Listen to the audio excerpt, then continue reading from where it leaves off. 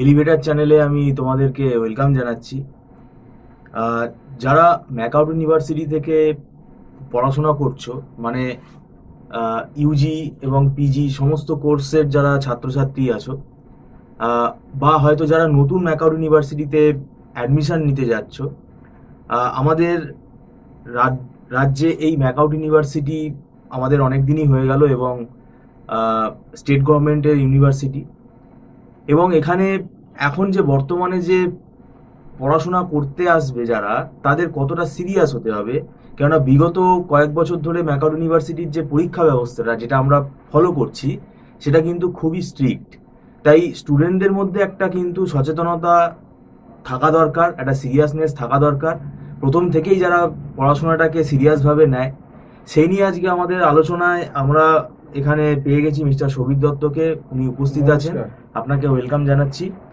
যারা ম্যাকআউট ইউনিভার্সিটিতে পড়ছে বা আগামী দিনে যারা পড়তে আসবে, বেশিরভাগ এখানে যারা সেলফ ফাইন্যান্স কলেজ থেকে পড়ে, পড়াশোনাটাকে অতটা যারা গুরুত্ব দিচ্ছে না, যারা ক্যাজুয়াল, কিন্তু এখন যে পরীক্ষা ব্যবস্থা, যে ম্যাকআউট ইউনিভার্সিটির এখন যে স্ট্রিক্টনেস, এইটা জন্য স্টুডেন্টদের কতটা সজাগ মানে সচেতন হওয়া দরকার আপনার মনে হয়? দেখুন, সচেতন তো অনেকটাই হওয়া দরকার, কিন্তু বাস্তবটা একদম অন্য। আমরা তো দীর্ঘদিন ম্যাকআউটে স্টুডেন্ট পড়াচ্ছি। আগে যখন 12-13 সালেও পড়াতাম, 15-16 অব্দিও স্টুডেন্টের সিরিয়াসনেসটা ছিল। তারা ভয় পেত, বুঝতে চাইতো, জানতে চাইতো, শিখতে চাইতো, যাতে সেমিস্টারে ভালো একটা মার্কস পাওয়া যায় এবং যাতে তারা সাপ্লি না পায়। কিন্তু এখন দেখুন, এই জেনারেশনের সিনারিওটা ডিফারেন্ট হয়ে গেছে।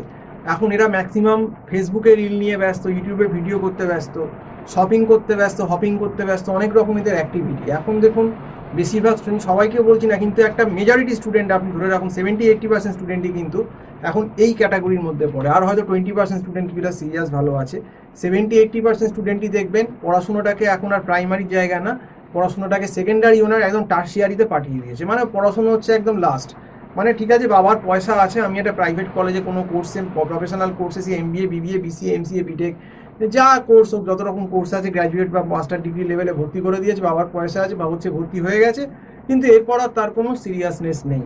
সে খুলেও দেখে না যে কী সিলেবাস আছে, তার আদৌ কোনটা কী পড়া উচিত। আগে থেকে যে একটা প্রিপারেশান নেওয়া দরকার সেমিস্টারের পেপারগুলো, যাতে সে ভালো নম্বর পায়, ভালো রেজাল্ট করতে পারে, সেরকম কিন্তু টেন্ডেন্সি অন্তত এখন বর্তমানে যারা ম্যাকআউটে ছাত্রছাত্রী পড়ছে, সবাই না হলেও বেশিরভাগ স্টুডেন্টই কিন্তু তাই।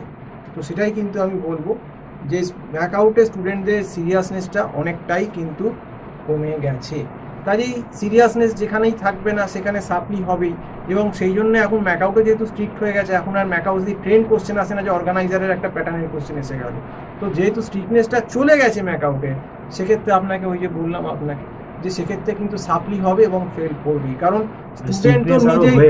স্টুডেন্ট তো নিজেই সিরিয়াস না। আর ম্যাকআউটের এখন ইনভিজিলেশন সিস্টেম বলুন, এক্সামিনেশন সিস্টেম বলুন, বা কোশ্চেন প্যাটার্নগুলো অনেক টাফ হয়েছে। এখন ম্যাকআউটে অনেক স্ট্রিক্ট গার্ড হচ্ছে অনেক জায়গাতেই। তো সেক্ষেত্রে আমি বলবো যে ব্যাপারটা মোটেই পাস করাটা ইজি না। মানে মোটামুটি খুব একটু পড়াশোনা করতে হবে। আমি বলছিও না যে পাস করা বিশাল শক্ত, কিন্তু তা ম্যাকআউটে কিন্তু মার্কিং সিস্টেম অন্য ইউনিভার্সিটির থেকে অনেক ভালো। যদি আপনি সিউ বা যাদবপুর বা অন্য কল্যাণী বাটওয়ান দেখেন, ম্যাকআউট কিন্তু নম্বর দেওয়ার চেষ্টা করে, কিন্তু তাকে তো মোটামুটি একটা লিখে আসতে হবে। একদম যদি লেখার জায়গাটাই সে না রাখে, না পড়াশুনো করে, সেক্ষেত্রে যারা খাতা দেখছেন, এক্সামিনার বা যারা আছেন, তাদের পক্ষেও পাস করানো সবসময় সম্ভব হয় না। কিন্তু আমি বলবো ম্যাকআউট কিন্তু কোশ্চেনের দিক থেকে বা আপনার খাতা দেখার দিক থেকে যথেষ্ট কোঅপারেট। এখন কোশ্চেন দেখুন, সব ইউনিভার্সিটিতেই স্ট্যান্ডার্ড কোশ্চেন সবাই করছে, ম্যাকআউটও করছে। কিন্তু ম্যাকআউটের মানে পেপার চেকিংটা অনেক কম্পারেটিভলি আদার জায়গার থেকে আমি বলবো ইজি। তা সত্ত্বেও যারা ফেল করছেন, এটা ধরেই নিতে হবে তারা কিন্তু খুব ক্যাজুয়াল স্টুডেন্ট, তারা পড়াশোনাটাকে মোটেই সিরিয়াসলি নেননি। এটা কিন্তু কলেজ বা ইউনিভার্সিটি দোষ না, স্টুডেন্টেরও যথেষ্ট দোষ আছে সেই জায়গায়। এটা অস্বীকার করার কোনো জায়গা নেই। কারণ ম্যাকআউটে যারা একটু সিরিয়াসলি পড়াশোনা করে, এখনও স্টিল আমি বলতে পারি সে আরামসে 7.7.58 এরকম নম্বর সে পেতেই পারে, প্রোভাইডেড যে তাকে একটু সিরিয়াসলি পড়াশোনা করতে হবে। এখন সেই পড়াশোনাটা যদি সে নাই করে দিনের পর দিন, পরীক্ষার 15-20 দিন আগে যদি সে বই খোলে বা 20 দিন আগে তার জ্ঞান ভাঙে, শুধু ম্যাকআউট ইউনিভার্সিটি বলে না, যে কোনো ইউনিভার্সিটিতে সে কিন্তু ফেল করতে পারে। এবং যার জন্যে কিন্তু এখন ওভারঅল ম্যাকআউট বলো না, অন্য যে ইউনিভার্সিটিগুলো আছে দেখবেন, সেখানে কিন্তু ফেলের সংখ্যাটা এই কারণেই বেড়ে যাচ্ছে যে তারা নিজেরাই সিরিয়াস না। কাজেই এইটা স্টুডেন্টদের বুঝতে হবে যে আমি যদি না পড়াশোনা করি, আমি কিন্তু সহজে নম্বর ভালো পাবো না, বা আমার অনেক সময় সাপ্লিও হয়ে যেতে পারে। আর সাপ্লি হলে একটা কেরিয়ারে দাগ, সেই সাপ্লিটা আবার সেই পরের বছর গিয়ে ক্লিয়ার করতে হবে, সে একটা সাপ্লি পেছনে আপনার জুড়ে গেল।